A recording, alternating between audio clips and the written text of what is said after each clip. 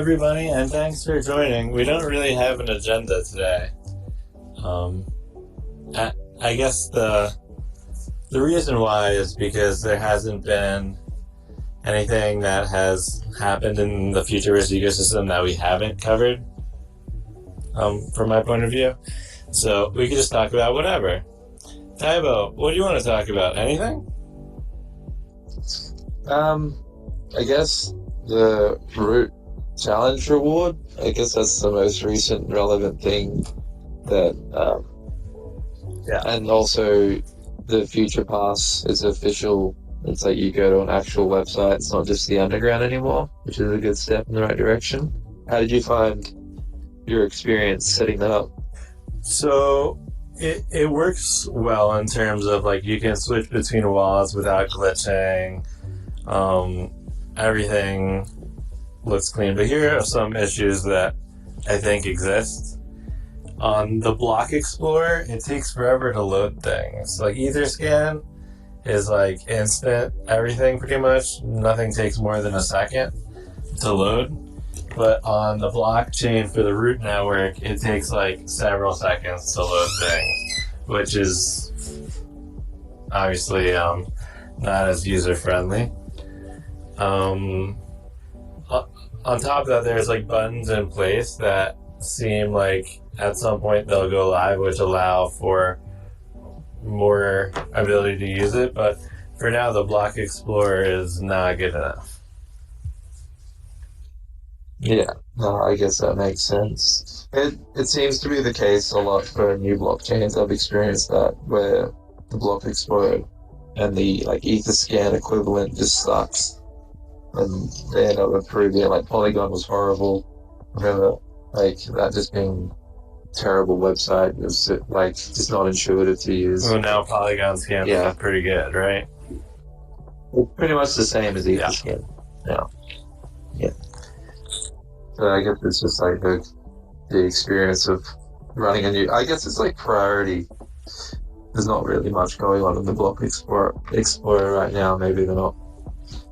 Maybe the servers aren't upgraded to what they need to be. It's quite hard to tell from the outside how far along they are and the various steps of implementing the blockchain described in the white paper.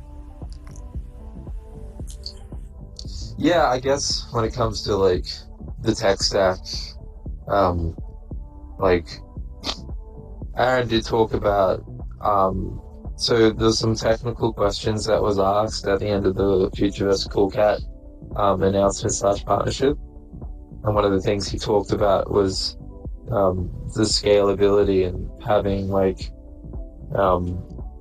these networks plugging into the root network and being their own like I guess chain app for scalability. I don't know if you remember listening to that at the end. He was explaining how the root network scales, and it sounds like some of the core functionalities within the root network, like digital identity and a few others, are going to be like separate blockchains. That because you don't want to clog everything all into one. That's not really necessary. But they can all be interoperable. So the idea is they can all seamlessly communicate, but they're on their own. I guess you could say Block Explorer. But I guess we'll find out more when those go live, but we don't really know much about when those things will go live and how that will work. It's all just been the root network and the Future Pass functionality and getting the token ready seems to be the main focus. Yeah, I would say we're not at the point where it is easy or even possible for the public to look at the state of the existing publicly available websites and technology and think that this is a user-friendly blockchain that can onboard the masses. So, I mean, we don't know exactly how long that will take, but I think because they said there's going to be rewards on May 9th, I mean, maybe we'll have a better idea of how the root network Well, let me put it like this. There are no core capabilities of the root network that are publicly available. The things that were possible in the root network are done through the team, right? So like when you burn Seekers a while back, they sent you an amulet on the root network. You didn't actually interact on the root network pulling the plugs yourself. And then for the Goblin Mint, you might have, but you couldn't see it in the Block Explorer. So you really, it's not like somebody from the public can run transactions of any type on the root network if they don't have access to that, if they're not on the team or working with the team. Yeah, I think it does show one side of the user experience being seamless, where like when I connected my MetaMask to the Futureverse, it seemed like it was so easy and simple. Like it was It too definitely easy. is very easy. So that feeling of that experience, I think that's the ultimate goal, and they're just in the middle of setting it all up again. Like, it was easy, but what you are but right. It wasn't like something complex. Like one thing that is, I think, a requirement for a blockchain is for anybody to be able to see what's going on, right? Yeah, I mean the public. If it's a decentralized public infrastructure, you need a. When you make a transaction, you want to see it confirmed because you want to verify, not trust. That's what it's always about. Right, and we're not yet at that point, but maybe in the next 3 weeks, we'll see a path towards that point, or see how close we are towards that point. Other things that are missing, in addition for, the fact that nobody other than the team can use it, can build on it, a decentralized exchange, a marketplace, the ability to send tokens. You can make a list of things that every active blockchain can do that we're, waiting for the root network to be able to do. Yeah, so after you clicked continue, after accepting the rewards and clicking continue, did you notice that they showed your tokens as well as your assets? I thought that was cool because it seems like it's going to show your Ethereum tokens, and it looks like it's also going to show your root network tokens. So it's going to show anything that's connected to MetaMask, or at least Ethereum for now. Yeah. So, I think that's probably what the team is most focused on, is getting the root network live, and I think a lot of community members and overall people that are invested in the success of the ecosystem are cheering for the root network to launch in a way that it is like an actual network that people can use. And we're hoping that that's imminent. So on this space, we don't really have any agenda. So anybody that wants to come talk, whatever you want to talk about, anything is open game. We were definitely, as a host over here, I definitely want to have guests on from various places, but maybe I should share my process on why it's been a little bit difficult. So, over the past few weeks, there hasn't been as many things launched as we're used to. There was really the one thing in the past 3 weeks that occurred was the Coolcast partnership. Before that, we had the Goblin event. So, of course, we had the people from Goblin Town on. We had the people from Buzzies on. We had a bunch of other guests that were relevant. But we've kind of gotten to the point where we're waiting on the following things that haven't yet occurred. An AMA hosted by the team about the root network and some of the technology behind it, and the rollout plan and like the process of what's going to happen. That's an important thing because we can't talk to anybody from the technical side until they do that, and maybe they need to also roll out some of the things before we can bring on someone from the technical side onto the spaces. Additionally, we're waiting for an activation relating to locker rooms from the next Legends boxing game, so that we can have someone from the next Legends boxing game talk about that activation. We're waiting for the final Buzzies to reveal, so we can have someone from the Buzzies product line team to talk about Buzzies again.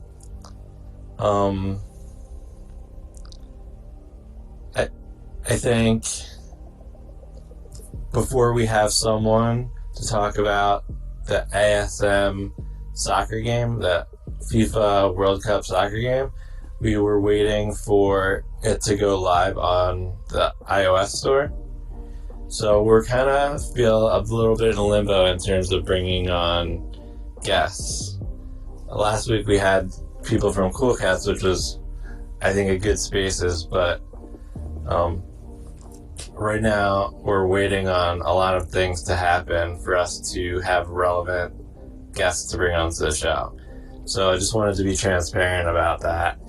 And also Sonya's in a meeting, a team meeting related to his job is at Seeker, so he's not on today. Hope that explains why our show is contentless today. Not good enough, man. No, just kidding. No, I think we can make our own content. I think anyone that wants to have a yarn, come up and speak at any point. I think it's good to have more people with different ideas and opinions sharing their thoughts on what's happening with the Root Network and anything else. I think Buzzy's reveal is apparently this week. Sounds like today or tomorrow, maybe. Is it? Because Alex said within a week on like Thursday last week. So we're definitely expecting a lot of events to happen soon, but we haven't had a lot of events happen yet. And I don't really, the start of the Root Network reward claims, like we could talk about it here, but it's not worthy of bringing on a guest to talk about. Of course, yeah. No, I get what you mean. Like when it comes to like, talking about the Buzzies reveal, that would be a good thing, but it hasn't happened yet, so there's no point in anticipating. Yeah, and we had a lot of ideas for people to bring on that were not necessarily time bound, like when we had Jerome from Immersive, which was something we had been trying to do for several months before we were able to make it happen. But we've ran out of people that we really want to talk to in general that aren't like part of product line launches. And like before that we had one of the head animators, Kelly, and then that was after the trailer was released. And we've had some cool guests that were maybe not the most expected in terms of people that you hear from often from the team or that are aligned with, major launches from the team. So I think we've just kind of ran a little bit dry in terms of that. We do hope to have Alex on the show soon to talk about his new role now that the Futureverse roll-up is coming. But he's got, this is at 11 a.m. in New Zealand currently. So someone that has a lot of meetings, it's not always the easiest to pull off.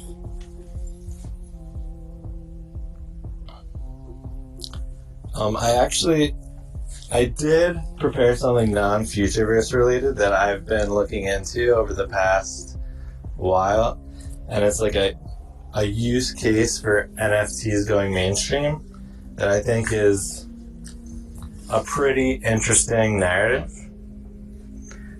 Tybo, you want to hear more about that? Yes, I'm curious. So it's about one of my passions, which is K-pop. And there is a company that founded itself last year based on the concept of decentralized K-pop. And that's what it is. They have an app called Cosmos that you can download on any of the major app stores. Or it's called Cosmo, there's no S. And what you can do is you can buy NFTs for $3, or that's the maximum, but it's less if you buy it in bulk. And you get like a random NFT. And with every NFT you buy, you get voting rights. You get one vote. And they have votes all the time. There's a vote going on right now.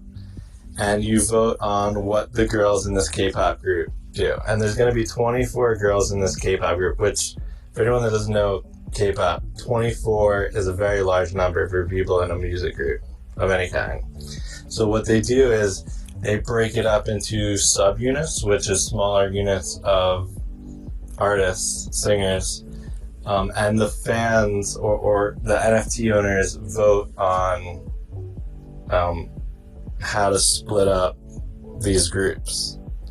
And they also vote on other things, such as like when the groups prepare for things and perform them, or naming songs, or picking which songs to be on the album, or which songs to be the main song on the album, and various other things. So it's very interactive. And there are I'm looking on OpenSea right now, but they're on Polygon, and I'm pulling up the information on how many NFTs have been sold, and it's like 400 something thousand. And you can get your first one for free for downloading the app and signing up. And they have a Discord that's like very, very active. And their main two songs that they've put out so far have 32 million and 17 million views on YouTube respectively. And like all together, they have like well over 100 million views from their videos they put out daily videos. So the whole group is based on decentralization and blockchain and NFTs. And they have, it's like impossible to do research on like what other NFT projects might have more views of their content, but I do assume that having well over 100 million views of content and the main video of 31 million is more attention than any other NFT project has. Is that a reasonable assertion?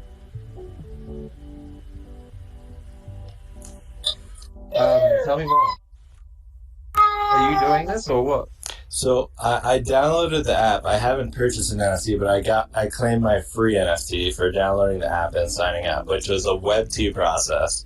Like super easy, like something that everybody's done a million times, like a regular login. You don't know that you're on Polygon when you're doing things in the app.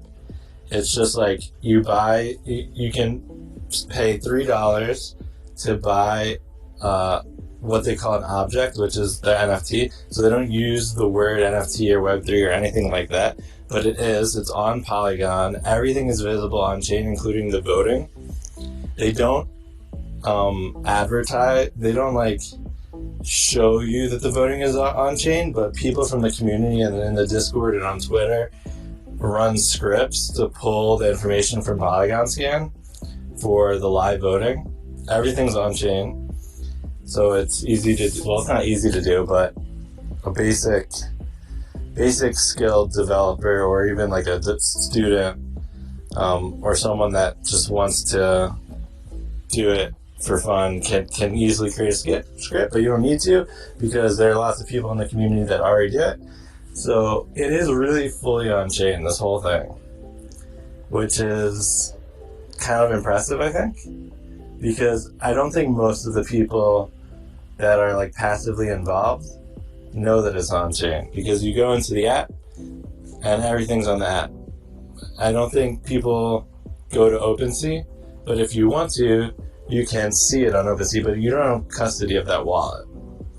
So I think it's a little bit similar to what Reddit did, but this doesn't have like reselling. Like, people aren't, there's a trading channel that's very active in their Discord where people are like trading. I guess they're kind of like playing cards in a way, in terms of their pictures from photo shoots of the different girls, and they have photo shoots all the time, and they're on YouTube, and they create these, I guess they're called objects, but they're just like pictures or short videos, and you can collect them, and every time you get one, you also receive a vote that you can spend on any vote. You don't have to vote in any given election, but you can. And if not, you can save the vote, because once you vote, you lose your vote. And by my math, they've done somewhere around $1 million in revenue of selling NFTs. And it's just an ongoing process. And the most they sell an NFT for is $3. But also on their album sales or other physical products, they come with a QR code where you take the app and you scan the app, and you get a voting right and an online, or like an on the blockchain NFT, along with like a physical album or another physical product that they might sell, such as like a poster or a light stick, which is like something that people take to concerts and wave around. So in terms of the concept of NFT projects reaching mass market, I think there's a lot that can be learned from this project, which is still a pretty new project. But in terms of how to sell hundreds of thousands of NFTs for low cost without people knowing that they're buying NFTs or caring,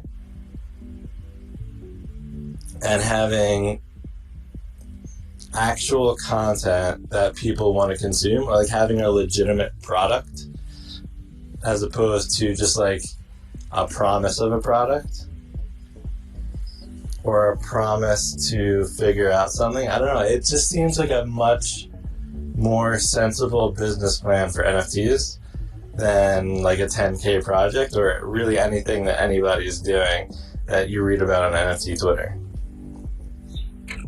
Yeah, I just think the 10K model is very, I guess it's like a broken model, really. It's like, what was it based off? It was based off the original 10K punks, which was like a historical idea that gained notoriety, and then from there, Basie and beyond took it to creating little cultures, but at the same time, like, it ended up just being about trading and flipping, and not really about the product. And only 5 or 6 projects are really strong to this day that are respected. And I still don't even know what Azuki, like, why you would pay 13 ETH for an Azuki. Like, yeah, and there's nothing wrong with that, but it's just, when we think about like what the mass market is willing to spend, it's not that. So I agree with you, like these ideas of like using NFTs where you give people ownership, you don't let them even care about that. It's just like, what are the benefits you find for this company using NFTs when they could have used their own servers? Like, what do you think like is the reason why they're using NFTs? Well, and I think there's 2 or 3 major selling points.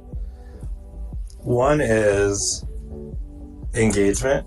When their fans are able to participate in key decisions and even non-key decisions through voting, and not just voting, but also interacting on Discord and Twitter and YouTube or whatever other social media platforms to convince their friends or convince people that they might meet on those platforms to vote in a particular way. That's a really big thing. It creates a community, and it creates interaction and touch points. And like their Discord, just like our Discord, well, I mean, it looks like a typical NFT Discord in a way. It's very active. But like other K-pop groups don't have Discords like this. There are fan-made Discords, but other projects don't have like official Discords. So it's a way to get more interaction and more sense of community. On top of that, it's a revenue stream that other K-pop groups don't have. But they're not giving up any of the revenue streams that other K-pops have. They just got an additional revenue stream, which I think has already gotten, based on when I go to press the button, it says it's $2.99 for an NFT, but if you buy more, you get a discount. So because they've sold almost 400,000 NFTs based on the number of NFTs so there are like 400 and something thousand NFTs, and 40 something thousand of them were free because you get a free one for welcome, and I can see that because it's got a tag that says welcome in the metadata of the NFT. So they've sold like 380,000 NFTs for like at least $2.50 per. So what chain is it that they're using? Polygon. And when people want to buy and sell, there's a trading channel. Do they have to be aware of gas and whatnot? Like, what is the does that? You can send NFTs. So I don't think, and I haven't done it yet, so I don't feel 100% confident in saying this, but I don't think there is like a way to set up like a trust-free trade. You can send your objects, which is the word for NFT that they use, to another user. So I don't think they're trustless yet, but I don't know if there's a plan for them to be or if they even care about that. Because they're not high value items. The point is not like buy this NFT because then later you can sell it for more. They're not promising that, and no one's under that illusion. So people are buying it because they want to be involved in the actual product. When you buy it, you get a vote, which allows you to be a part of the process of deciding all the details about what this K-pop group does. The reason why that's going to be better than other K-pop groups is because you got like a bunch of fans actually participating with the K-pop group, deciding what happens, and that literally like gives you like more value out of this. It's a more intense this being observed. Yeah, no, it sounds awesome, and I think like the way that they've designed it seems really, really cool. But not everything can work the same way. Like, you know how you say it's like $3. If it is not trustless yet, not every NFT project can just, what's the point of using NFTs if they're more expensive items, but they still have control? So I guess for that particular use case, I think they've done a really good job. But it wouldn't suit every use case unless there is some sort of smart contract where they're actually paying the gas for everyone to trade somehow. I mean, when you send an object to another user, like that's like happening on the Polygon blockchain. You don't see it if you're just using the app and you're not looking at Polygon Scan, but the Polygon Scan transaction exists. So they're obviously paying the gas then. Yeah, but Polygon gas isn't very expensive, but they are paying the gas. The users are not paying the gas. Correct. Yeah, so including for there must voting. be some sort of Yeah, so voting costs gas, is that what you're saying? Well, it's an on-chain transaction, but I don't know. Most voting on-chain doesn't cost gas, I don't think. Yeah, so I'm wondering if like they'd save money that way. But it seems like, you know, Gods and Goblins is like a more higher tier version of this where we'll have voting rights by owning these NFTs to influence the Goblin Horde, right? That's the idea of voting rights. So it's really cool to see, you know, a community gather around for something they enjoy, and then once Gods and Goblins comes out, I guess we'll have to wait and see whether we're going to enjoy the process of voting and being part of that process, because they've already got a product that people want. We're hoping that we're getting a product that we'll enjoy. They took an existing Web2 model and decided, or thought to themselves, what would it be like if we made these few tweaks that we started our company as a Web3 company, versus what Futureverse is doing is inventing a new model or a new industry.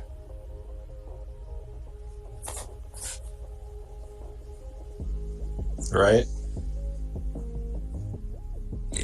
Yeah, well, they're trying to make the benefits of Web3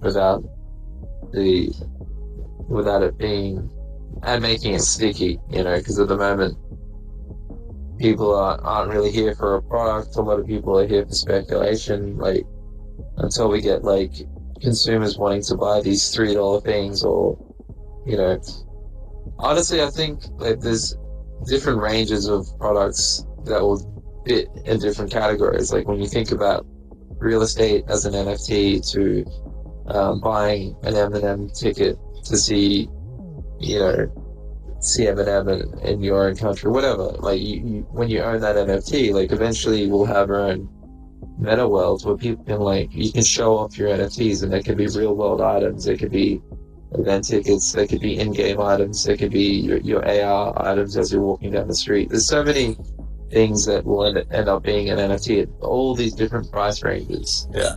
And but at the moment, it's not really that. At the moment, it's all speculative. How do I buy the flip? Speculative, like investment, speculative type of. That's the reason why people buy NFTs for the most part. Like, there's community and there's the art. I'm putting that in quotation marks. But in general, when you look at NFT Twitter and the people that participate in that, what are they trying to accomplish? I mean, a lot of it is speculative investing. Some have longer term hold. Some want to hold for a longer period of time. Some want to hold for a shorter period of time.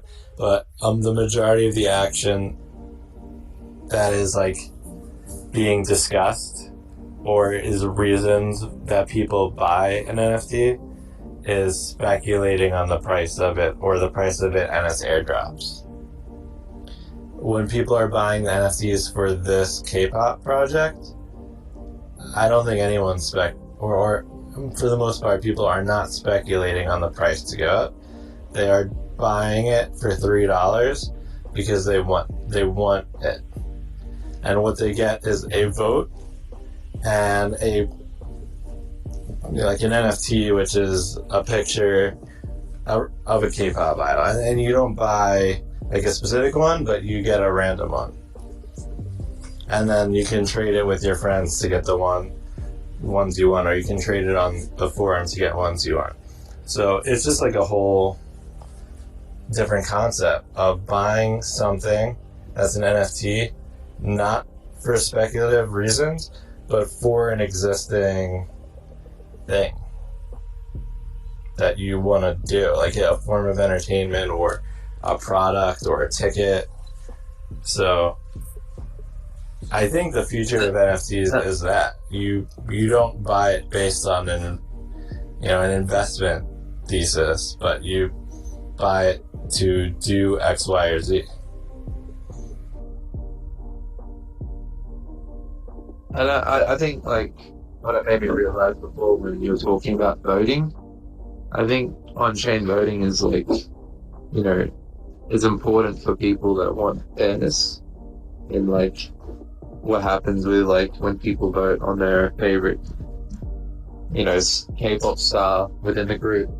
They want it to feel like that it's not rigged, and at least with on-chain voting, you know, it can't just be spoofed. Like unless somehow the team made the NFT free, the people that made the NFT free and just minted a shit ton, and then they could sway the votes. That's the only thing I could think of that would ruin it. But other than that, people have to. Even if they did that, it would be something that on-chain detectives could probably figure out.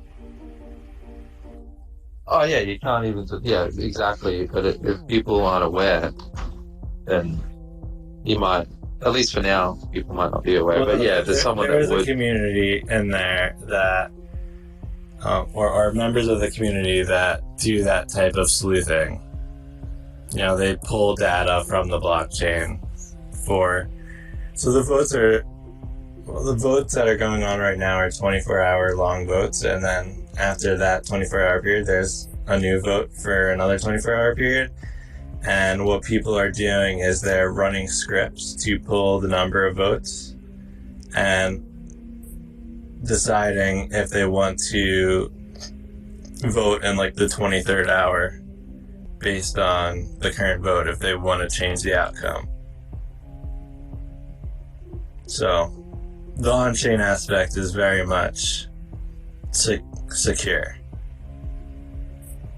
and working as it should be.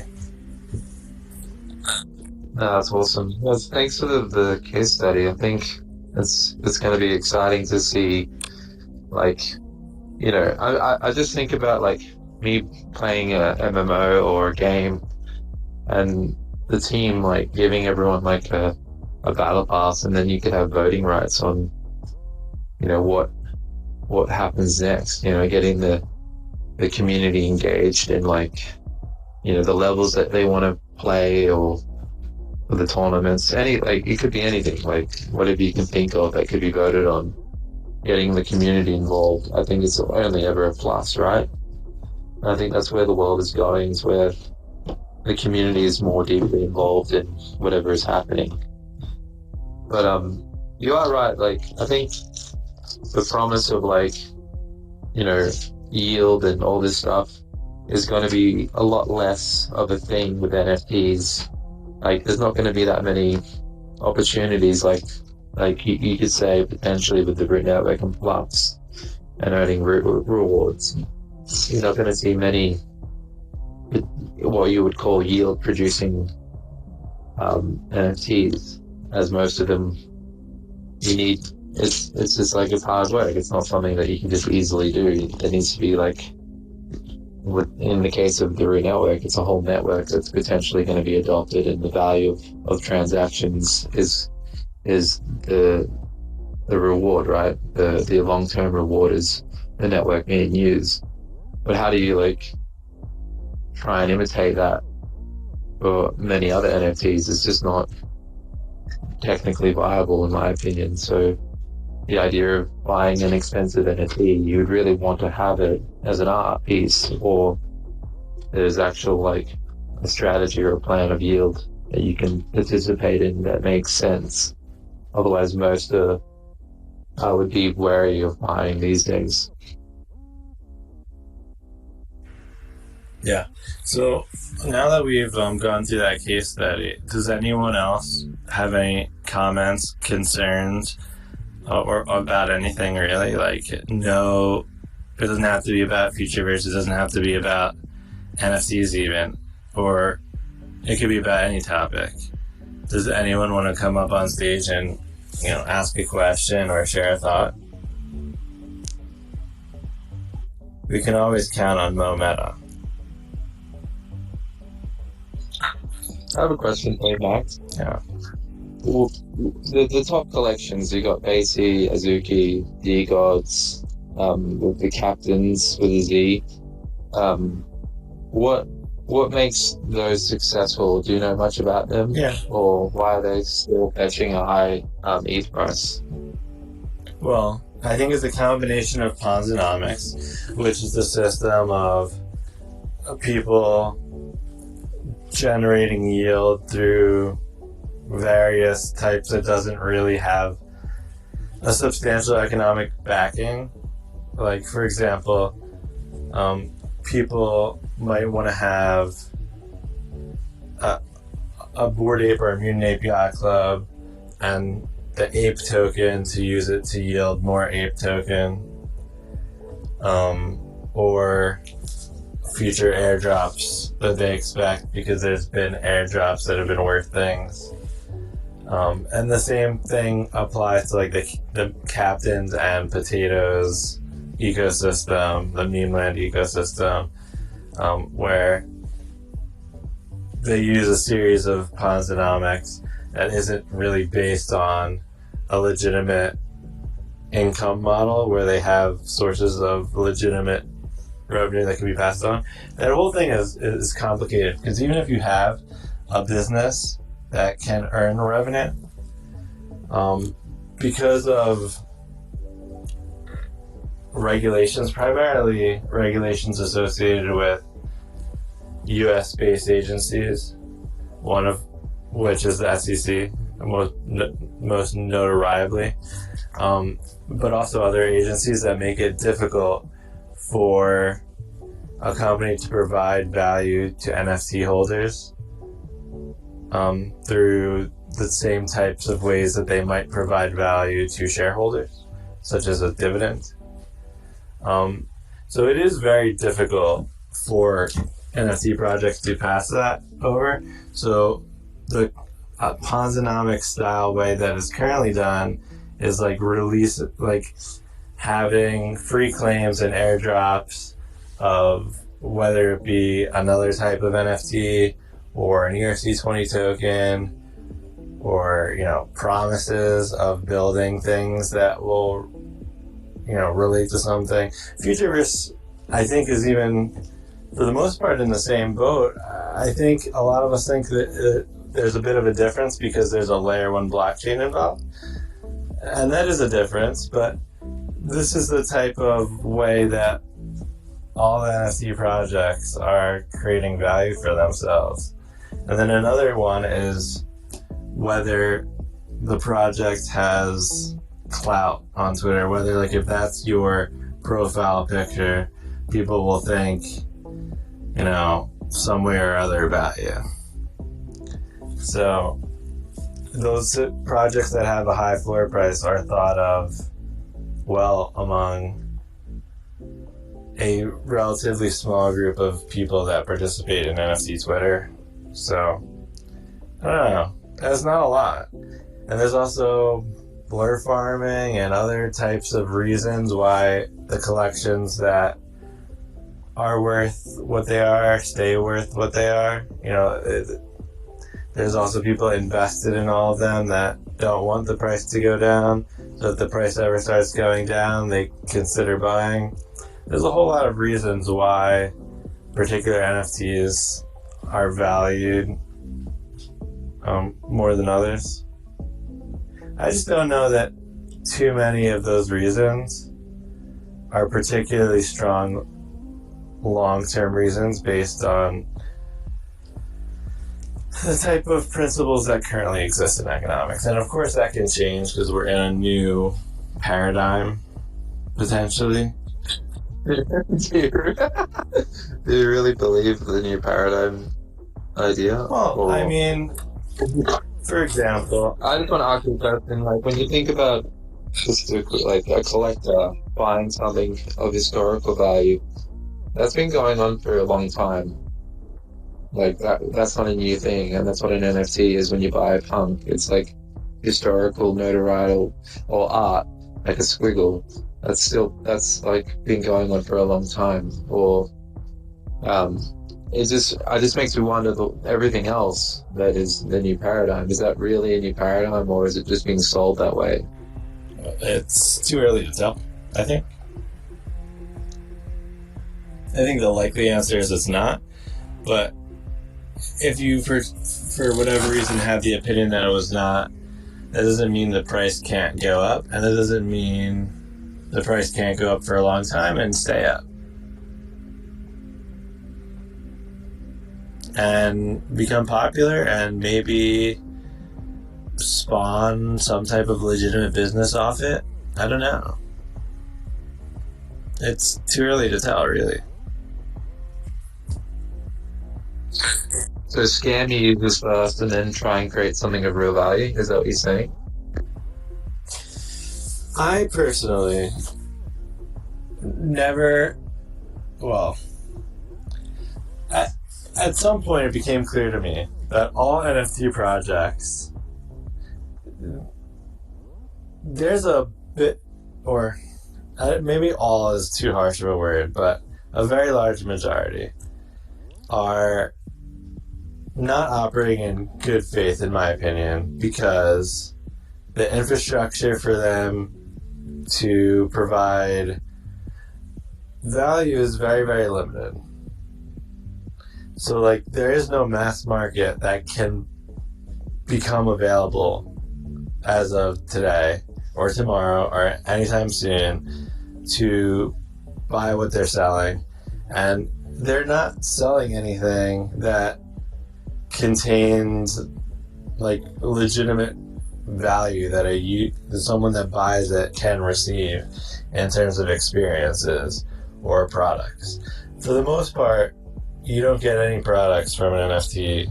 Sometimes you get merch for free, and most of the time you even have to just pay. You get the right to buy merch when you're still paying, at least cost and sometimes a premium to cost. So a lot of them are providing parties with open bars, so that's something. And then other than that, they're providing a promise that they'll make the value of the NFT go up, which is something like they're not even allowed to do under several regulatory agencies. So yeah, I do think that for the most part, starting an NFT project, it can't be done in good faith. And thus everybody that has been creating them is doing it for bad faith reasons. One of which is to earn money, another one of which to earn influence, and another one is to just operate a business where you can pay people, and including yourself, or I don't know. A lot of it is some artists want to express themselves and earn money for doing that. I'm not saying that's a terrible thing to do, but it's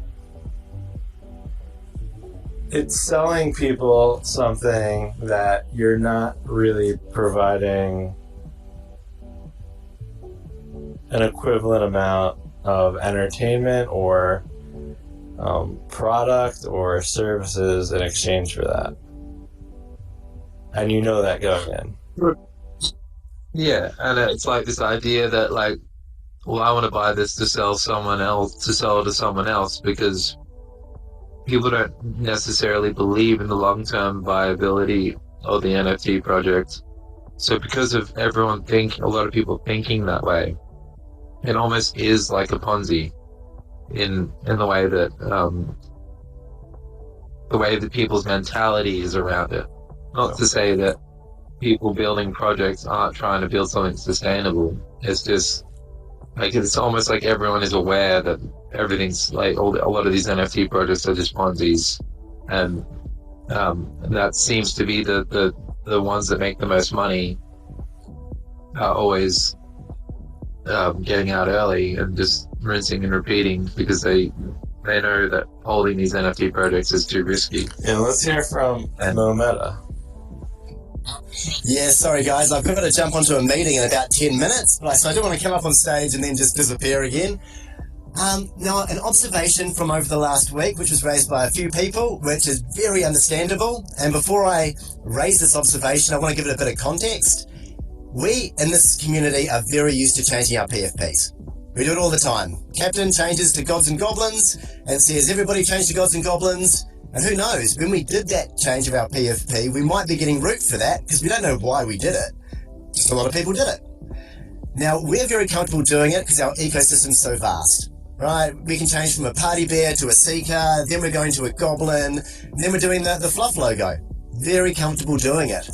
Now, this was the first time the majority of the community changed their logo to another community that we were welcoming in.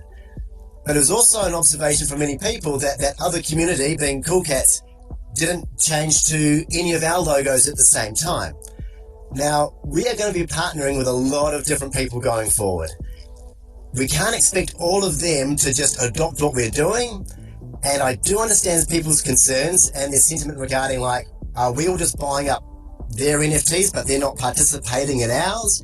It's certainly worth a discussion because this is going to become more and more frequent. We certainly want to be inviting these other communities into what we're building. Like, we're inviting them into our platform, into our world so they can grow. At the same time, it would be nice if the Cool Cats still had their same PFP, but like put a Futureverse F behind it. So I was just wondering if you guys have any comments regarding integrating with new communities, how we change our PFPs. I mean, Tybo, I've never seen you change your PFP before, but I mean, I see it as a positive. But regarding positive sentiment in our community, what are your guys' thoughts? And if I disappear off stage, it's because I got to jump into a meeting in 7 minutes. I'm still here though, in the background, I'll be listening. Thanks, guys. Before I continue, a quick word from our sponsors that make the show possible. Introducing Fraz Cola, the world's premier beer-flavored beverage. It's Fraz Delicious, highly nutritious with a top-secret recipe that's so delicious. Nothing beats the buzz of a cool Fraz Cola. What are you waiting for? We're getting Fraz to the NAS! Consume at your own risk. Symptoms may include and death. Too much information? Tybo, did you want to take it first, or? Can you hear me? Mm-hmm. Yeah. So a couple of thoughts with that is people really, when it comes to PFPs specifically, I think they really care about their identity around their PFPs a lot, and it's been a culture in Web3 to show off your PFP and community that you're a part of. But at the same time, I think as the future score becomes more obvious to understand, there's going to be like a lot more information around it. I think we'll start to see people from other communities who we're partnering with seeing, oh, well, if I own some of these assets, I get to be accumulating root, and that means I'm going to potentially capture the value of that network if I participate. And if that's not obvious right now, I think it's going to be eventually obvious. Because I went onto the Cool Cats community stage and I told them that there's a 10% ecosystem fund where they incentivize partners to get rewarded in the root token. And I was just letting them know that just to be aware of the fact that if you own a Cool Cat, you potentially, if you are using the root network, you will get rewards in the root token. So there's just conversations that need to be had, because the Futureverse ecosystem is very vast, but once people get the core foundation of what the Futureverse is and the tech stack and the rewards of the root rewards, I think we're going to get a lot more people wanting to capture that yield. I just think it, especially people believe in what we're building, and it just comes through organic growth and conversations and people understanding how to get involved, which the Future Score hasn't been released yet. So that's, I guess, my thoughts on why potentially people haven't been buying. Let's hear from Shay. Welcome to the stage. Hey, thanks so much. Really appreciate it. Yeah, I think Mometa asks a really great question, and kind of just wanted to share my take on some things. So I recently went to NFT NYC, and it was an incredible time. I met a lot of new people and got exposed to some new communities and stuff, and I'm kind of in a phase where, like, I'm so bullish on Futureverse, and I'm so bullish on FLUF World, and it is like my home community, and it has given me like my start in the space, and I'm definitely like very exposed. I am a FLUF whale, proudly, But I do feel like the past year I've sort of been in like an echo chamber a bit where I haven't really expanded my horizons. And I mean, I've made incredible connections, and I also was working like a really crazy like full-time job the past year. So like for example, I went to one of the parties that I went to was the Azuki party. And it's been one of those things where I've always just sort of been curious about it, but my bandwidth has always been so low, and I've been like spread thin, and I haven't looked into it. And you know, I met some people, and I was like, this is really cool, and it's actually really fascinating and interesting what a lot of the community members are doing with their IP. And I think I might actually do a thread on it because it'll force me to kind of study and analyze it, because I do find Azuki very fascinating in terms of how ironclad their community is, just from like an objective standpoint. But I'm having so much fun just kind of like expanding my horizons and meeting people from different communities. I feel like I'm connecting with a demographic that doesn't currently really exist in FLUF. Like, I'm 25, I'm turning 26 next month, and I don't know, like, it's not even just about age, it's just like a different energy. I had so much fun going to the Cool Cats event, and I think like I love the fact that we've partnered with Cool Cats. I think it's a huge step in the right direction. But one thing I think our community needs to get better at, and this is a generalization, of course it's not everybody, but I feel like there's a lot of like, I don't know, I honestly am on eggshells whenever I try to talk to my FLUF friends or talk in FLUF general about any other projects or anything, because I feel like people are gonna kind of like just be kind of really negative about it. And I get that that's like every community, like this tribalism, this patriotism, but I would really like to see that change. And I would really like to see more cross-community pollination and see us keep an open mind. And I understand that my profile, I guess, is sort of the more odd one out, where I am extremely exposed to Futureverse and I am like very invested in this ecosystem. But I am somebody that is like, I'm curious about what other projects are doing, and I like keeping my mind fresh, and I like analyzing them like from like a marketer's perspective. And so I'm kind of like branching out, and like I think I've also been craving like different sub-communities, like more people my age, like whatever, right? So I don't know, I think it's something that our community like needs to get better at. And so I don't really know what the solution to that is, but those are just some thoughts that have been on my mind sort of the past few weeks. Yep, that's totally fair. I wonder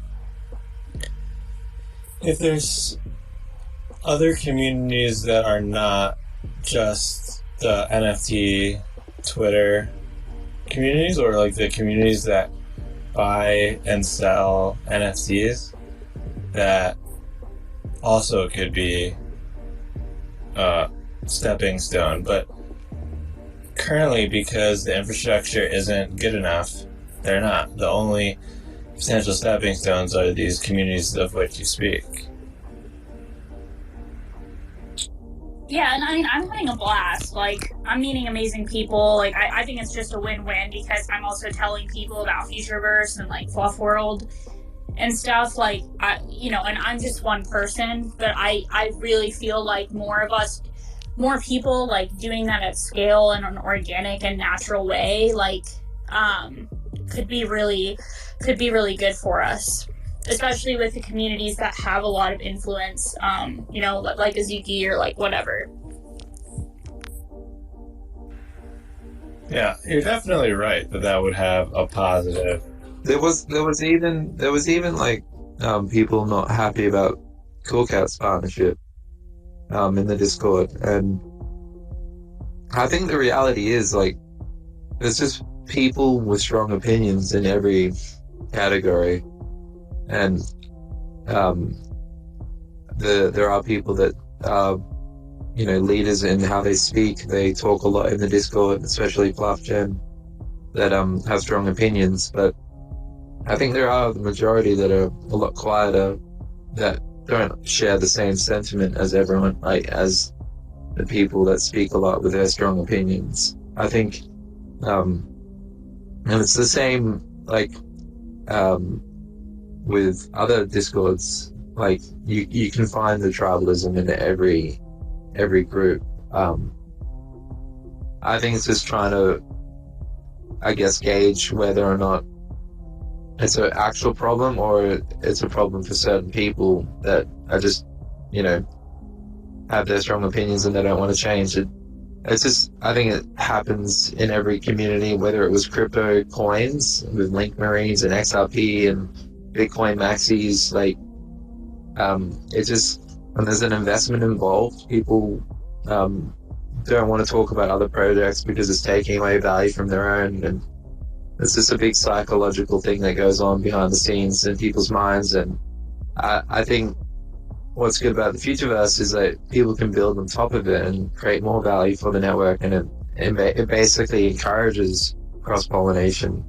So as long as people start understanding that, then I think we'll all be better off. But that's not here yet. That's not here yet, It's coming. So what can we do here now in the present day and in the meantime? I guess as individuals, we just do the best that we can, because that's all we really can do, right? Until, like you said, until that comes and people can be involved with the network and actual more cross-pollination happens. The Web3 community is actually really small, and I think that's the reality, is that people want to, there's also, I think also people are very fatigued on swapping from one project to another, and the liquidity is tied to their network, whatever project that they're involved in. Not everyone has the liberty of just selling their assets and going to another group, I don't think it's about swapping. I mean, I'm just explaining scenarios of where different people are coming from and why they want to be tribal is because they want to protect their liquidity and stuff. Yeah, everyone's a maximalist in the space. I just think we could be a bit more welcoming, or I just feel if somebody from another project read some stuff that's said in FLUF Gen sometimes, it's just, they would kind of get turned off, I don't know. I guess just this is a call to action to all of us, to our community, to just be more open-minded and more welcoming, and yeah, I don't know. I agree. It's a thing we want to harbor. We want to harbor that type of, but at the same time, people have, their ideas of what other projects are about, and I think it's healthy that we talk about them as well. But then there's also people that are kind of rude and just talk shit about other projects openly, and I think it's not really necessary. And I guess we should just encourage more objective criticism instead of personal stabs and attacks. I think that it helps no one, and I think it's just a little bit childish, but we're all human, we all do these things. But I agree, I think more nurturing open communication is better for everyone. I think one thing that happens is people get jealous at the success in terms of floor price or volume of an NFT project that they deem to be not as good, or I guess, as Futureverse, and I just think that's kind of silly. I get why it's a human response to do that, but I don't think it's very productive. I agree. We also have people that bitch about our own projects constantly in the Discord. I think FLUF Gen takes a lot of heat, and the team takes a lot of heat as well. We have a very strongly opinionated community, and it goes not just for other communities but our own. We're very critical of our own team.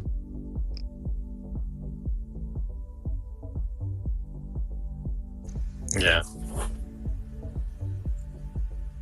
I think that's fair, though, because I think for the most part, most of the life cycle of this project, the team has been selling, a vision that, at least partially aims to get people to buy the NFTs that they've created, whether it's through primary sales or secondary sales. And they make certain representations and promises. And to the extent that they don't live up to those expectations or promises, and people had purchased NFTs hoping that they would live up to them, if they don't live up to them, that it's only natural that someone could potentially feel, some type of way about that. And I think the same is true with all other NFT projects that we discussed, because they're all selling these high-priced NFTs with not a huge amount of the NFTs, whether it's 10,000 or 20,000 or sometimes more, but it's all scarce. Futureverse actually has a few collections that are not scarce and only sell for a few bucks, but most NFT projects don't have that. And when you're selling something like that based off representations that you're not able to follow through with, it's only natural that people could get upset about that, I think. Absolutely. Totally agree.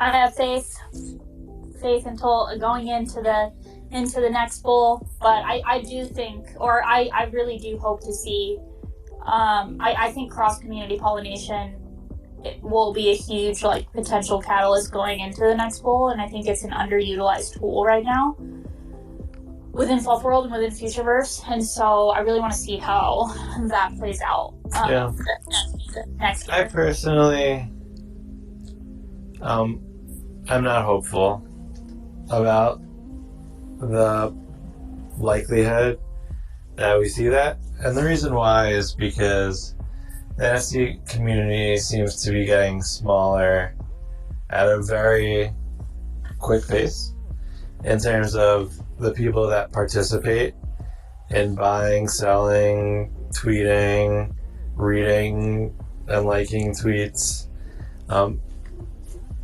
Everything's getting smaller, and all of the NFT projects that are popular, including Futureverse, have not yet been able to bring forth some type of product or some type of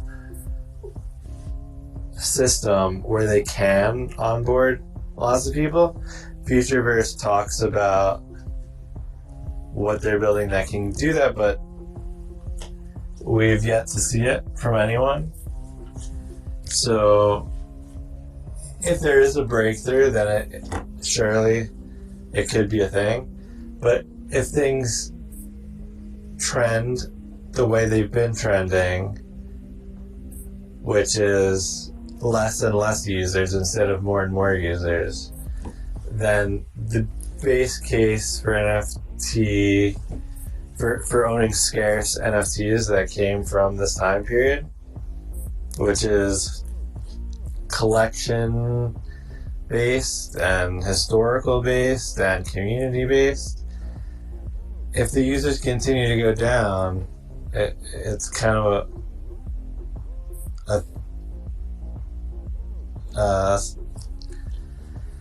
a theory. The theory on them being valuable is based on user growth, not user opposite of growth. So that's what I'm saying. But the bull market, but are you of the belief that the bull market will catalyze user growth again? But what causes a bull market, I guess, is the question. The cause of a bull market is the increase in user growth, or the expected increase in user growth by buyers. And there may be plenty of people out there that still believe that this user growth will occur at some point. But sitting today, where we are today in the current landscape with the current technology and the current infrastructure, it seems less likely today than it seemed a year ago or a year and a half ago that we will see an increase, continuous increase, in terms of people interacting with this type of NFT. But my personal belief is that also at this very point in time, that we're pretty close to an NFT bottom. Like, it's feeling very bottomy. Like, mutants are 10, 11 ETH floor. Like, Bored Apes got below 50 ETH. Like, okay, but can we focus on instead of prices, on why somebody that's not currently in NFTs, or why somebody that was in NFTs but has gone dormant or left altogether? Because they're people. Because they're seeing these prices. And why would they come back, or why would they come in the first place now? I think the original reason they came, in large parts, is stories about making lots of money. Some people came for the technology, and some people came for the art, and some people came for the community, and some people stayed for all those reasons as well. But do you see further reasons for like a turnaround from where we've been, which is the amount of people involved in this shrinking, to the amount of people in this growing? Yes, I do. And also I just thought of the funny meme of the Indian guy, or the GIF with, "I'm in it for the technology." But I do, and but my reasoning is more based on sort of like an intuition and a gut, rather. Like, I'm not an analyst, but I just think this feels like very deja vu of sort of like last year when we were approaching some bottoms, and I don't know, in general, I sort of follow the ideology, like, be confident when everyone else is like fearful, and be like fearful when everyone is strong and confident. And that's sort of like the ideology that I'm taking right now with NFTs. I think that if there is another bull market with crypto, then there will be another bull market with NFTs. I think we are still a bit far away from it. But hasn't it been a bull market for crypto? There's been a relief rally, is what they would normally call this, but whether or not it's a real raging bull market for the next 2 years remains to be seen. I agree with both of you. I think there's going to be less people, which means less volume, but I also see, the same reason why Pepe went up is the same reason why I think NFTs will go back up.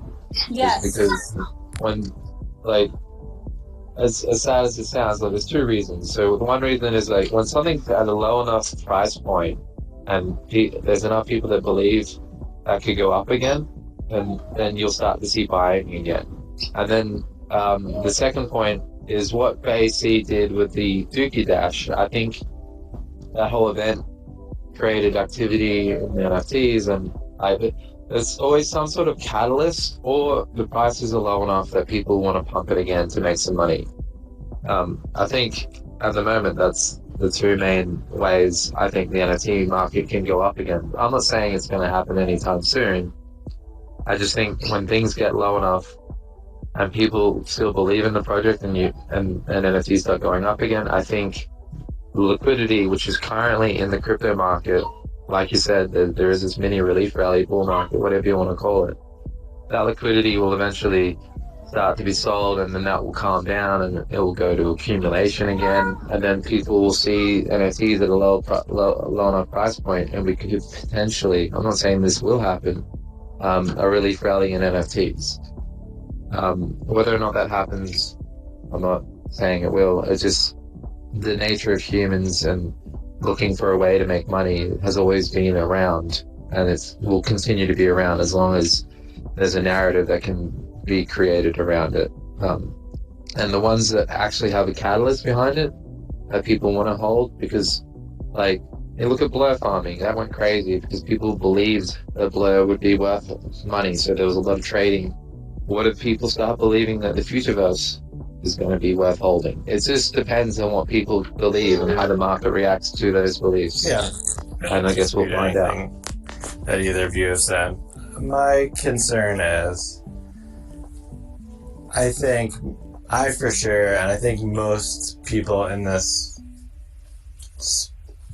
that have invested in this space believe that users would be going up. I wouldn't expect that at all right now. I mean, yes, you're right. Not right that now, but a year ago or a year and a half ago. Okay. And they were going up. But then we got into this brutal bear and FTX collapsing and all this crazy stuff. And I don't know, I agree. I think your observation is correct that NFTs in crypto are sort of trending in an opposite direction right now, which is interesting. But I very much think that the decrease in users is just reflective of kind of the overall state of the market and everything right now. And I think an unpopular opinion, but or at least with this group it probably is, but I think I sort of see Yuga as the Bitcoin of NFTs. I think that you can if NFTs are doing well, typically Yuga tends to trend up and it holds dominance. And I am bullish on Yuga just like I am bullish on Futureverse. And so I think that what's happening right now is feeling very bottomy. And I'm choosing to be confident when everyone else is freaking out. And it's totally valid because things are down bad, but I have faith that Yuga's another company that has the potential to reach hundreds of thousands in the medium future, or maybe more in the distant future through other side and potentially other strategies. That being said, the infrastructure to reach the mass market is dodgy at best. The amount of steps you need to take to buy an NFT is extreme, and the ability to protect or to lose one's assets is too easy to lose your assets, and it's too difficult to protect your assets. But do we need mass adoption for, at the very least, for our portfolios to go back into the green? In the bull market? Well, no, but I guess I'm not focused on price. I'm focused on adoption. Totally. No, I just think they're two separate trains of thoughts. And so I do think that none of this works without none of it works long term without an increase of adoption. In the short term, people can, become more confident and people can buy, and all different catalysts can occur to cause people to buy. But I just don't think the thesis for why these scarce NFTs are worth a lot of money works without mass adoption, or a future where people believe that it will be mass adopted. I agree. Short term, any number of things can happen, including price go up, price go down, price stay the same. I of course would never argue that.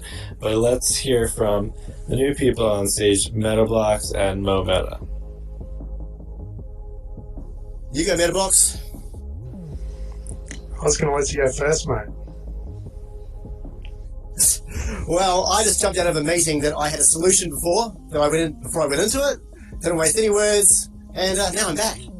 But I was listening to the conversation all the way through, and just regarding markets, with so much manipulation regarding the SEC and centralized organizations like FTX, that level of manipulation means there are no cycles like a traditional market. There's no 4-year cycle. You don't know what they're going to pull on us next.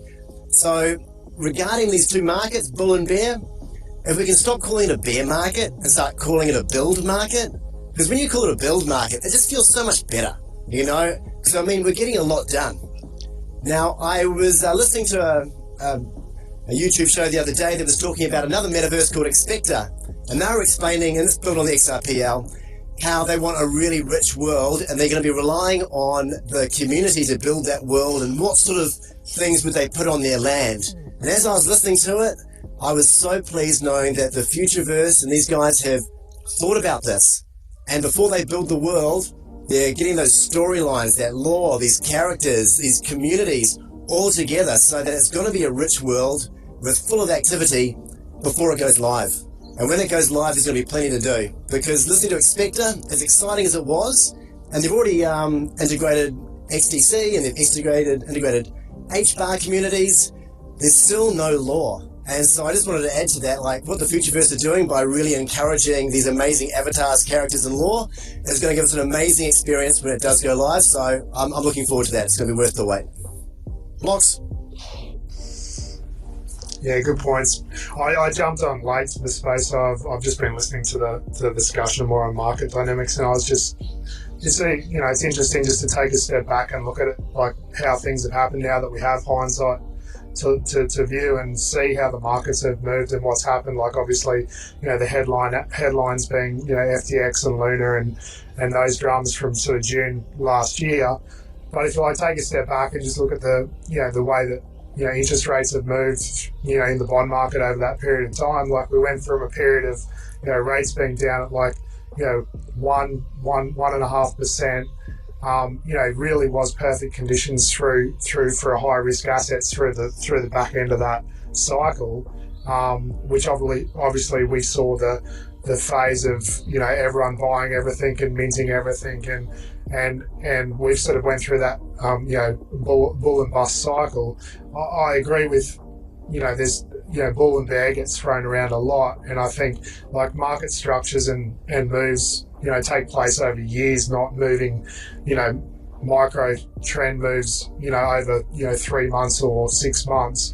So I think we've seen interest rates coming down from 2013, and now we've bottomed 2020, and we're moving back, and we're finding some sort of a base, and like Max said, prices will go up, down, or sideways. But I think like the biggest thing is that when I was listening to Max talk about declining number of users, I think we've got like two situations or two pools of people to look at. One's internally with the people that are still in the market, the ones that are still buying and selling and holding and being interactive in those communities, and that number is shrinking, and there is still more projects minting, but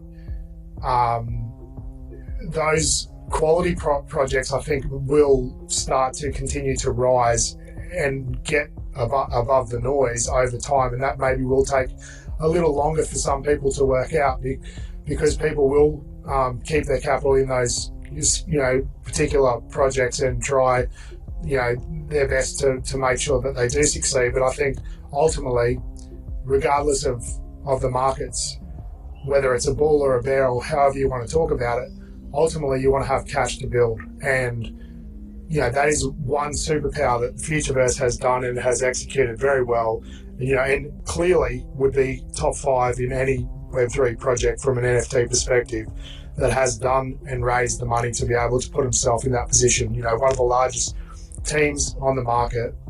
And yes, we are waiting to see the compounding effects of what they're delivering and the work that's being done behind the scenes.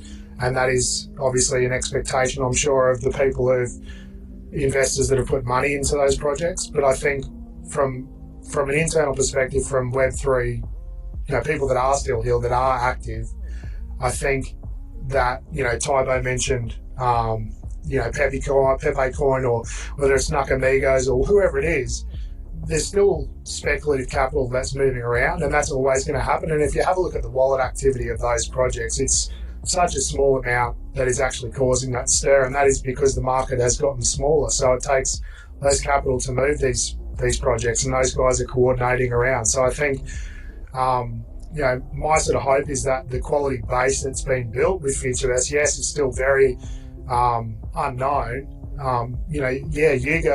Yuga is priced highly because everyone knows about it, and they have got a lot of delivery and expectation priced into their floor prices. People are paying for delivery and future delivery, whereas Futureverse has a large treasury, and I feel very little expectation of future success is priced in. So there's a lot of positives there for what I see, because knowing that they have the cash to navigate a couple of years through, regardless of where the market is at, if they do execute, then they have it all there in front of them. If they don't, it's up to them to lose. And I think their strategy of bringing, or having a strategy that's looking at the external, mass adoption pathway, however that looks with their partners. Most, 99% of NFT projects really don't have an external strategy. They might try and jump onto certain things, but I haven't seen anyone who really has a solid external strategy. there's some stuff with what Swoosh, what they're doing now. I think that's a really good positive for the space, and yeah, I just think there's the projects that have cash and a solid strategy and execute and strategy will find success regardless of the market. And if the market is smaller, they'll get a large amount of the smaller pool of money. The one thing that I think is really, let me put it like this. The current strategy that leads to what a lot of NFT buyers or investors think is the goal, which is to raise floor price, the current strategy to get that is not a strategy that is based off of mass adoption. But I think the only strategies that are sustainable long term are based off mass adoption. But because the infrastructure isn't currently good enough, mass adoption isn't possible. But for an NFT project to be going the route of catering towards the 10, 20, 30,000, however many people there are that are currently active in this NFT world, where they're buying and selling these common NFTs or these newly minted NFTs, I just think there's a lot that would have to happen right for that strategy to work out long term. And the idea of building a strategy around mass adoption is not going to lead to current success in the current market, but it seems to me to be a more viable long-term strategy. But it's just not going to work out today in terms of, Well, Aaron talks about the three types of people. There's people that are playing the metagame, there's the super fans, and then there's just the everyday user that's just enjoying the content. I think most people here are playing the metagame, and what the metagame is the basically the financial incentive, investing, earning yield, all of that stuff behind the scenes. And but there'll also be a mixture of people that are playing the metagame that are also interested in the content. So nothing's exclusive, but there are people that will only ever be one, and there are only people that will ever be three, and there'll be some that will be two. But at the end of the day, most people here are playing the metagame, which is the financial yield. You just need enough people that see the value in playing the metagame for particularly this ecosystem, Futureverse, to be successful.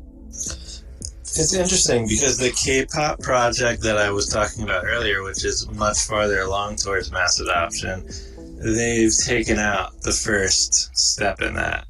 There is no way to get that financial incentive. They only have super fans, which are the people that are buying the NFTs and participating in the voting, and regular fans, which are the people that are watching the videos on YouTube or seeing these K-pop artists perform, whether on music shows or TV shows or future concerts. So they just didn't allow for the investment side.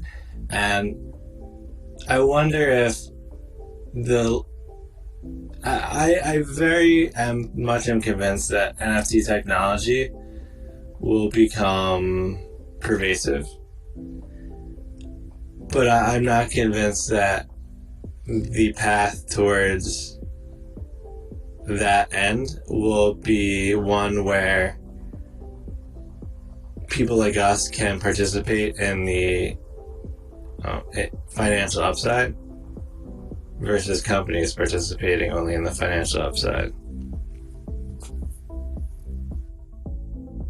Oh yeah, I think there's going to be a mixture of Web2 companies taking advantage of the benefits of Web3 but still being a Web2 company.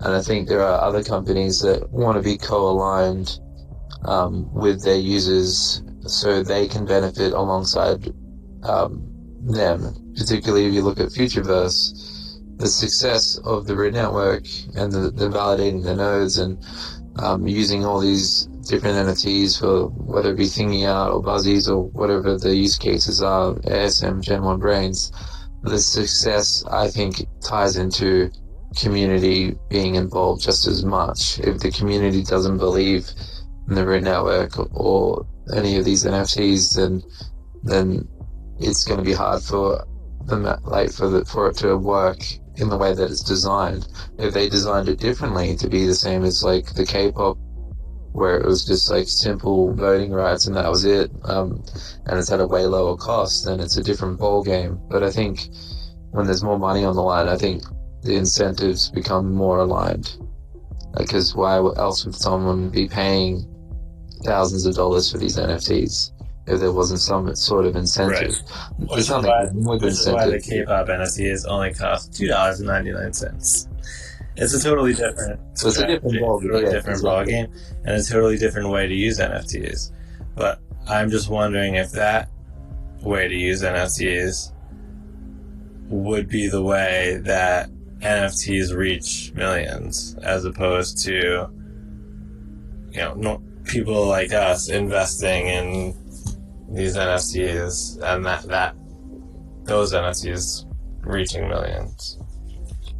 Well, that's what we're hoping with the root network is people being able to buy flufflets. They can own a cheap flufflet that doesn't cost an arm and a leg, and they can own a TNL boxer, or they can own a Gods and Goblin NFT where it's not super expensive, but they get to participate in the products, and the entry price is way lower than, because when you think about like an interactive game environment, whether we realize it or not, like that is actual servers that cost money. So like Futureverse needs to have a constant revenue stream. Plus they have employees to pay and offices and rent and a million other costs that a business would have.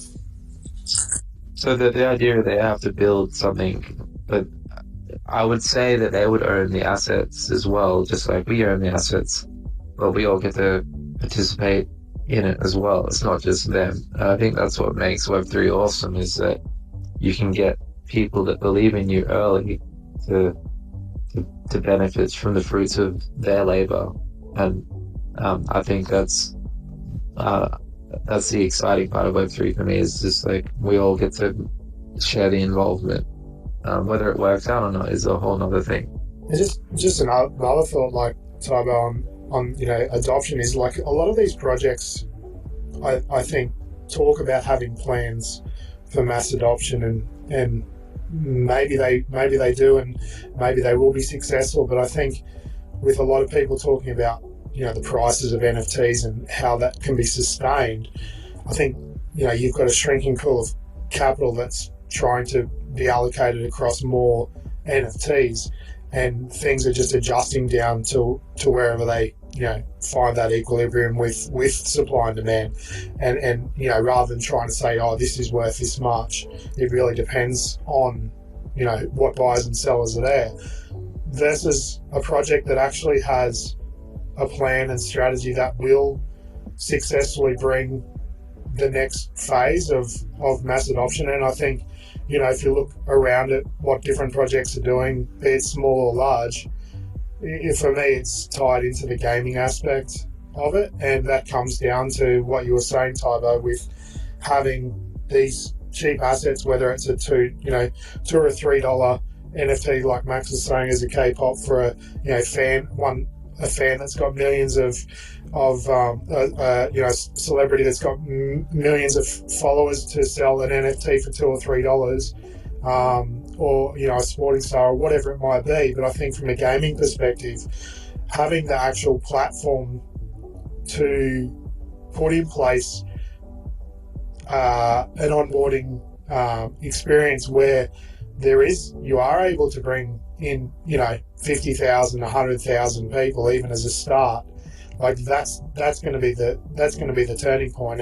And if you have value flow back and accrue back to holders of Genesis assets in some way or form, as Futureverse is looking to do through having the root network underpin it, I think that to me makes the most sense as a strategy to move forward with.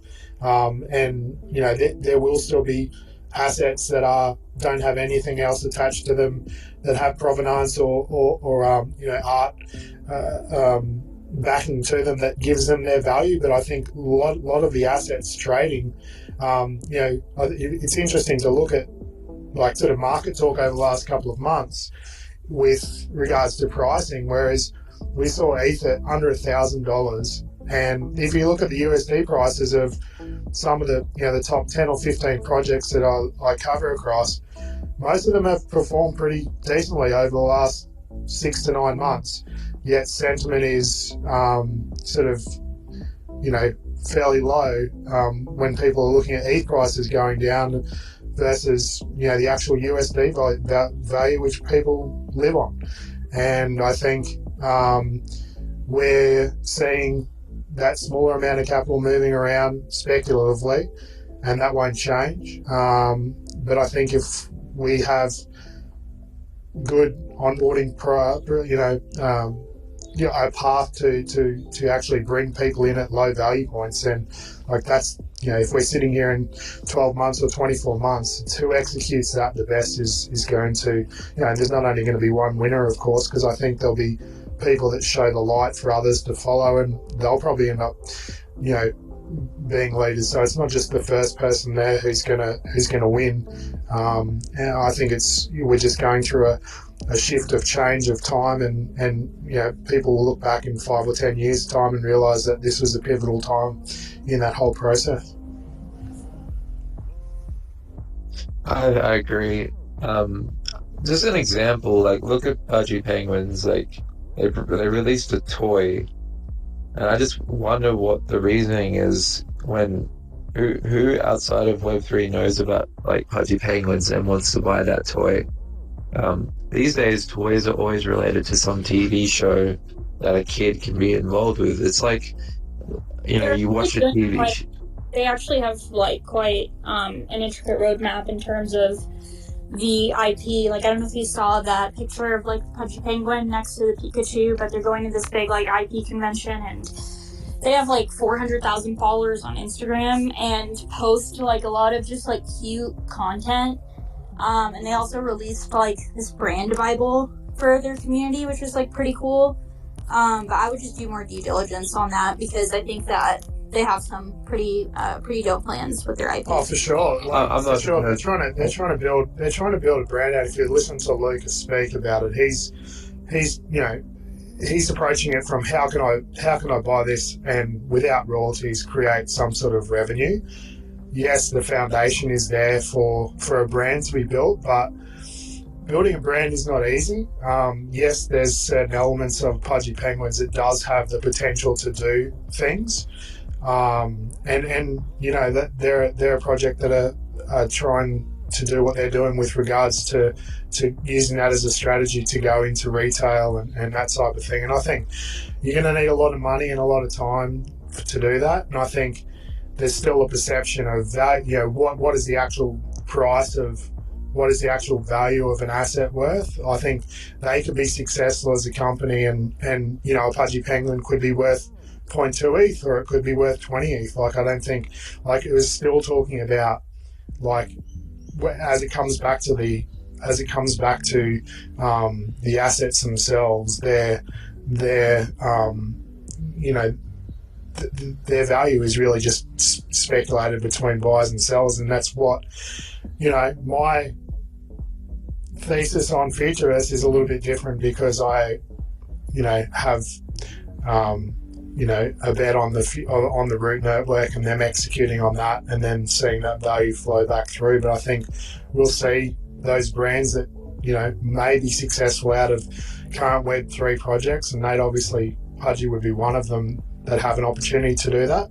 But it's definitely not an easy path to do, and I think a lot of people potentially overestimate what has been done in a post-COVID world with capital flow and the stupid amount of money that was running around, and thinking that success can be replicated over longer periods and cycles of how things can be done. So that's why I think backing people who have done things over long periods of time is always good. And that's not to say there won't be new people that come through and be successful over long periods of time as well. But I just think that the success with Web3 companies, there's potential there, but the most likely scenario is that the biggest chances for brand growth is going to come from people that outside of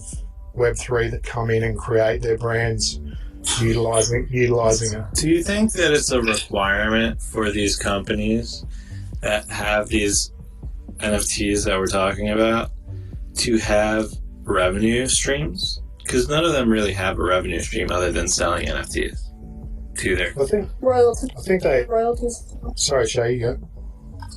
No, I was just going to say, they get consistent royalties from volume and trading on the market. The royalties have been not guaranteed at this point, right? And I just don't know that the royalty idea is a sustainable idea. I think you need to have a revenue stream. And I think the Pudgy Penguins are working through the revenue stream through IP. The Futureverse is working on getting a revenue stream through selling cheap NFTs that can participate in different experience on apps, and also they want to have a revenue through running a layer 1 solution with a lot of parts to it that other current blockchains don't have. So that's one. I think Yuta Labs is trying to create a revenue stream through the other side, and other projects like Artifact and Nike are trying to get a revenue stream towards selling apparel and shoes to people. So, the other thing as well, Max, is these cycles of, I'm not sure where Pudgy Penguins and Luke is at with regards to their fundraising and their own treasury, but it's pretty typical for projects or companies that are, whether it's private or public or however it is, they're going to come in and, pitch a revenue model. They're going to talk about what they're doing. They're going to, the numbers from a social media perspective, there's some great things that I think that Pudgy Penguins can do that other projects that do have more substance could be replicating. But just vanity on numbers alone is, yes, to me it looks like it's very much geared, as a lot of other projects are, that are geared towards raising their funding from VCs or private equity or however they do it. But ultimately, we've been through that phase where projects are now where they're at, and they are, very few to zero have any revenue model. So it's basically royalties or nothing, and we're just going to continue to see those projects evaporate over time, and the ones that do have cash to survive, they're going to be able to see and show whether they actually can execute on their strategy, because there's always the life cycle is always, and the story is always highest when you're around that period of raising money. It's 12 months to 2 years past that when the reality and half that funding is gone to actually see how well did they execute did they then pivot and have to change again because that what they were trying didn't work initially? So I think we're still going through that phase, and I think the number of projects / companies that actually have the funding to get through the next couple of years is less than 10 really. So I think Futureverse has that going for them, and so do a few other projects. But I think the reality will be seen over the next 6 to 12 months of who is actually, once people detach from just looking at floor price as a way to judge whether a project is successful, and actually start to measure what's being built and how the execution is being delivered. Now, I'm looking at this so differently to everybody else, just because the conversations that I'm having, I caught up with a friend of mine. He's got a whole chain of golf stores, and when I was explaining to him just the metaverse in general, I'm explaining it in a way that it's your website, but instead of just being a website, you can actually be inside one of your stores, and you can go up to someone who's in your store, or 3 people can meet in your store and talk about golf clubs and stuff. Well, when I put the store, I said, well, man, I got a borough. It's got four land claims. You can put your store on one of my land claims. And you know what? We'll put a par 3 golf course up there as well, And he's like, what? I'm like, this is all possible. And this is where we're going. Think about the websites that you're using now just being way more interactive. That's the metaverse. We're just simply meeting in a different space. And I encourage everybody who's got land and got boroughs to think about, what would you do with your land? Do you know someone who's famous that might want to utilize your land? Are you passionate about, traditional archery or something that you could incorporate into your land? Because we need to stop thinking about just these NFT projects that have source the liquidity to fund this whole ecosystem that we love. We need to start living in the Futureverse. And by that means, we are all building it. They keep telling us, you're building it. So whether the buzzies are what help build that golf store or put this golf course together, we need to start thinking about what is the future of the internet and how we can utilize it in the world in the platform that the Futureverse are creating for us. And plus remember, they've got a marketplace with all the creator tools where these people can come in, they can mint NFTs on the Root network and therefore have access gated tokens to the golf store or whatever they want. So I'm thinking much further ahead. I know it's a lot of hopium, but I encourage everybody to think about, if you've got land, what do you want to do with your land? What sort of do you want to have on it? That's my piece. Well, let's hear from a new person on stage, Ric Flair. Yeah, hi everyone. Hope everyone is good. Just have a question on these ASM Gen 1 brains. Yeah, go right ahead. I don't know how to. So basically, if you own a Gen 1 brain, is it just can it just only be used in the Futureverse only, or can it go to other compatible layer 1? Can it travel like that? Is that possible? Do you want to answer this? Yeah, so ASM, the protocol is not its own chain. It's a smart contract platform. Chain so what that means is right? that it's chain agnostic in the sense that it doesn't have to be integrated into the Futureverse ecosystem only. But the benefits of being in the Futureverse ecosystem is because of the network effects. But it's not necessarily only tied to the Futureverse. It is designed around it. But that doesn't mean it's only for the Futureverse network. So yes, it can be integrated with other gaming projects on other layer 1s and whatnot. It's not exclusive. But the idea eventually is that it doesn't matter what chain you're on. You'll be able to have your FuturePass wallet with your MetaMask connected to it, and your brains may be on the Futureverse tech stack, but they can seamlessly connect to whatever anyone's building on their own layer 1 blockchain. So the idea is to make the experience seamless and easy as possible.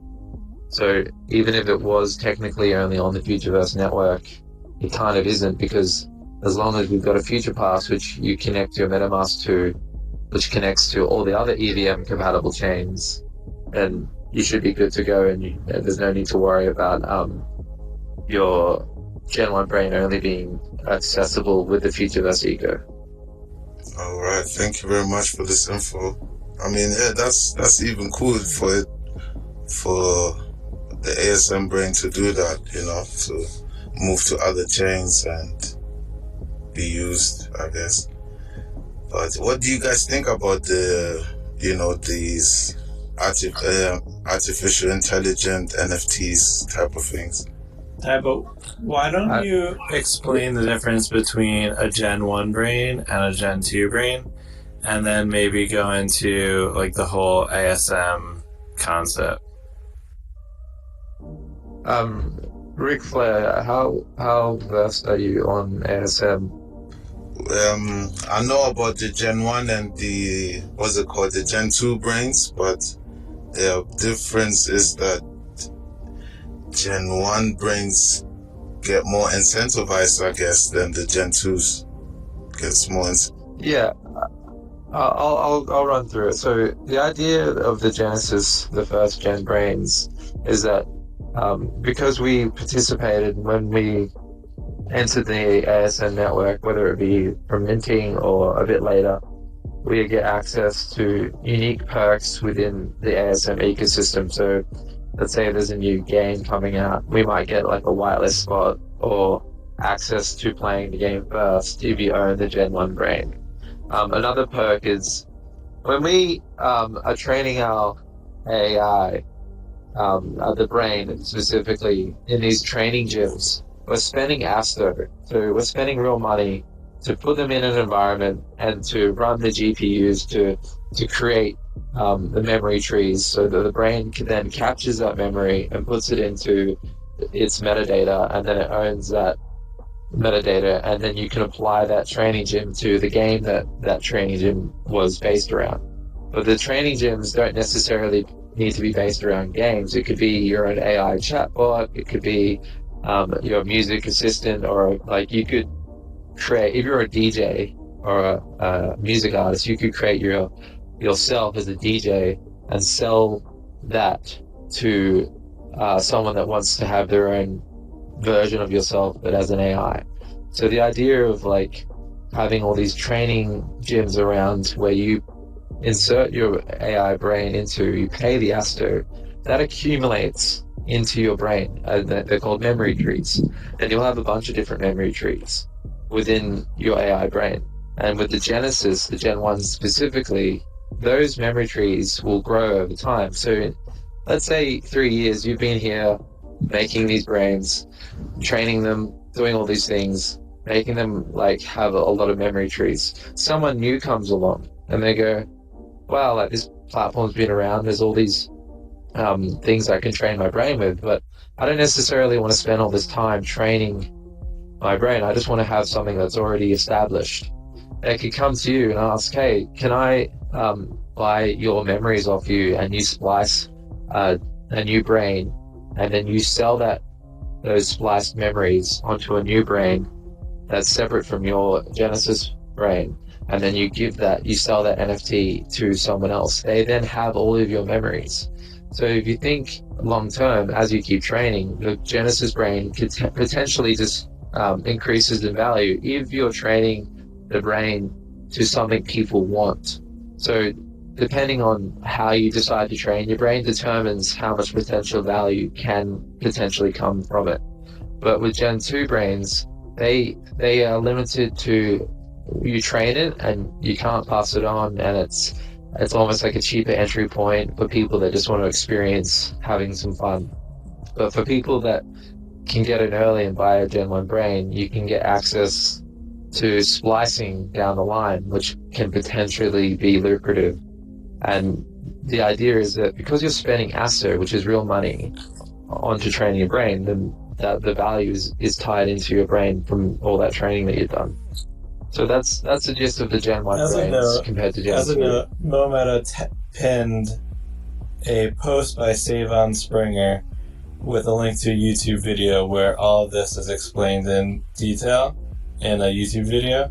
So it's a good resource to learn more about it if you would like to.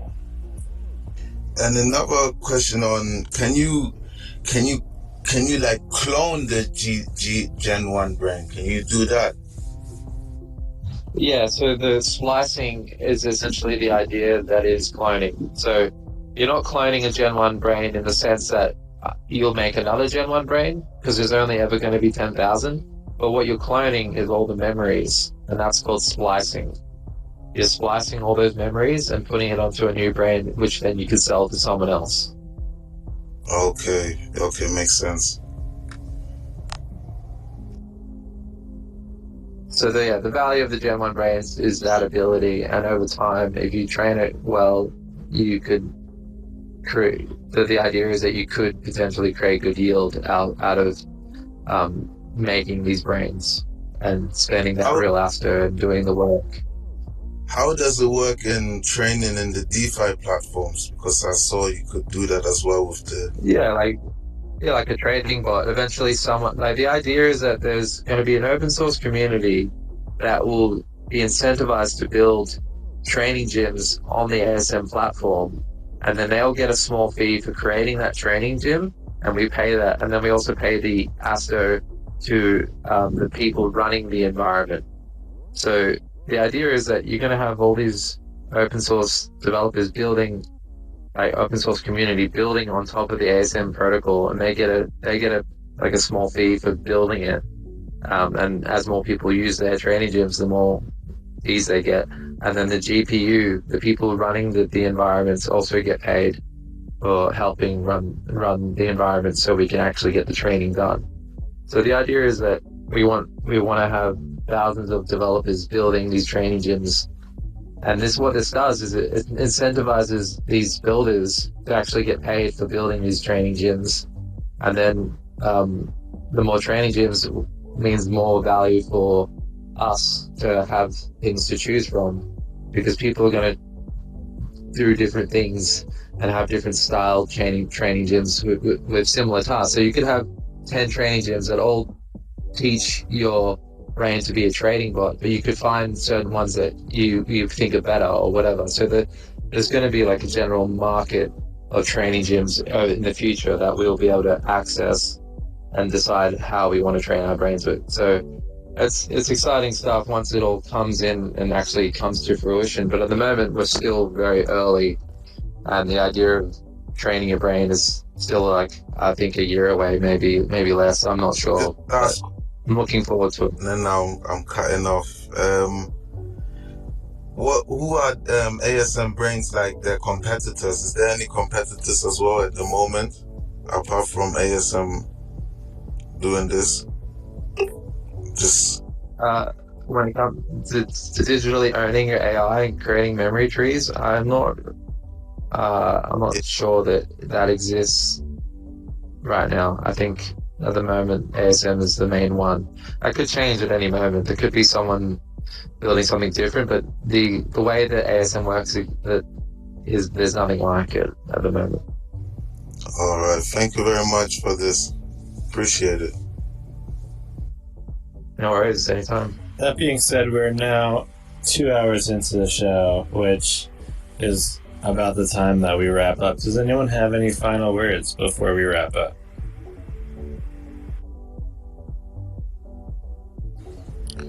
Probably not to discuss, Max, but I just there was just a good tweet thread yesterday from Multi-Chain Media, and it was a post on the XRPL, the market maker, the new they've got up and running. So there's a heap of detail in there, because I think there was some discussion in one of Aaron's podcasts regarding that. So if anyone wanted to have a read of that, I'm not sure how to pin that tweet to the thread, but it's there's some good reading in there with regards to that with regards to liquidity pools and things for XRPL. Could you share, if you share it, mailbox. It's posted. I just posted it in general. I'm not sure how to. Okay, cool. That's fine. I was just saying, if you share it, then we could just go to your Twitter and look it up. If you post it in general, that's easy too. Yeah, like there's obviously. Sorry. Yeah, I've got it on mine as well. It's probably just a couple of posts down. It's on my page as well, my thread on Twitter too. I think You'll find it. And I'm not sure if this was the right thing to pin, but maybe it's something we can talk about on the next show if you would like. Yeah, for sure. I just thought just to archive it there for anyone who wants to check it out. And in regards to the next show, we are always looking to get relevant guests and topics that you guys want to hear about. That being said, the reason why we don't have a guest this week might also run into next week in terms of we need a relevant delivery of something that is broad enough to warrant having someone from that section of the team to talk about it, and we need it in a setting where they're allowed to talk about it because it's been delivered, as opposed to they don't know what they can say and what they can't say because they're not it hasn't been delivered in full, and thus they don't know what they're allowed to talk about. So there's a very good chance that next week we will have another session similar to this one, but I'll let you know otherwise. And hopefully the delivery starts to become more rapid so that we can support having like guests every week, or at least maybe more weeks than not. But